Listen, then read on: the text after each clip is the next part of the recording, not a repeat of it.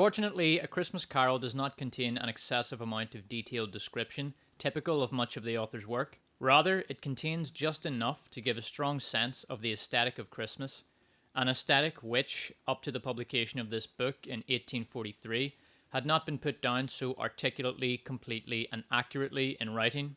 Reading the book today, one can recognise the superficial, non-religious aspects of Christmas that have come to characterise and even define the holiday today. Large, delicious steaming birds set in the middle of a well-laid table, bundles of presents, joy, happiness, snow, cold, fog, games, cold pedestrians bundled up in layer upon layer of thick winter clothing, carolers, pudding wenches, queues of shoppers and predatory charity workers bleeding out platitudes manufactured to emotionally blackmail the hard-working people of the nation into funding largely self-paying organisations that will happily shell out funds for the smuggling of third-world human trash into Europe, but who, Scrooge-like, wouldn't cough up so much as a penny fucking farthing for the improvement of societal conditions at home, yet every year you see this same shameless scum hustling. What really sets A Christmas Carol apart as a masterpiece of Christmas literature is Dickens' ability to depict the spirit of Christmas. In the Christmas gathering of Bob Cratchit's family, the fun, games, toasts and blessings of Scrooge's nephew's family, the general jolliment of Christmas time which contrasts sharply against the grim, cold, bleak atmosphere of Scrooge's office.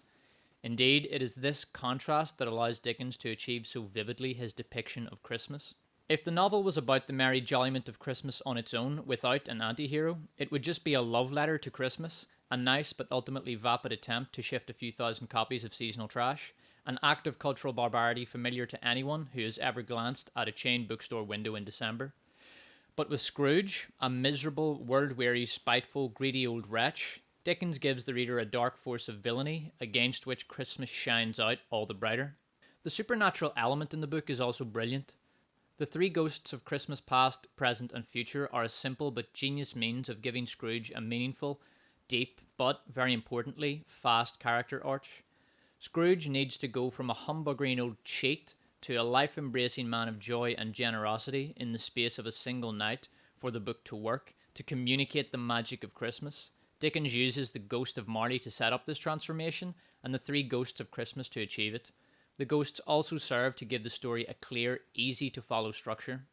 One of the main ingredients that makes this book a total classic is the focus upon the everyday humanity of the characters. Scrooge, despite initially being introduced as a two-dimensional villain, is shown as a man with a very sad past. Bob Cratchit isn't just Scrooge's poor, long-suffering clerk. He is a family man who earns only 15 shillings a week to feed himself, his wife and children. At Christmas dinner, his family are unable to afford a pudding large enough to satisfy everyone, though they are all too polite to point this out. At another point in the book, it is briefly suggested that Bob Cratchit regularly pawns his possessions. Later in the book, the serving staff of Scrooge's building seek to justify their theft of the now dead man's property by slandering him.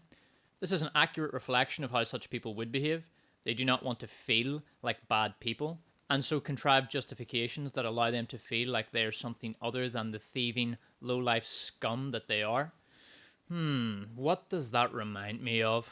Another of the crowning glories of this opus is the beautiful, vivid descriptions that bring the story to life. The breath of a tired family man hanging in the air around him as he rushes through his work on Christmas Eve, as if by doing so he can finish the day sooner. The rattling chains of the otherworldly ghost of Marley.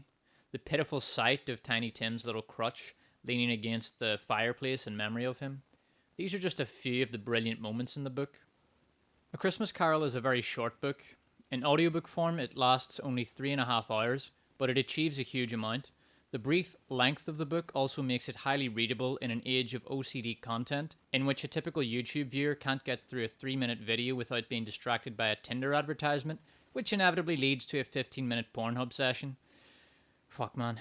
If Dickens could only see the stinking cesspit of vilest putrescence which the world he knew has degenerated into. Well, at least he could take comfort in the fact that A Christmas Carol is still widely read and loved, and that the spirit of Christmas is kept alive in every product artificially imbued with it to increase sales. This was, after all, Dickens' original intention with A Christmas Carol. I, the Despot of Antrim and Grand Tyrant of the Tyranate of Ulster, hereby bestow upon A Christmas Carol 5 stars, and, in recognition of its greatness, do award it the Despot's Baton.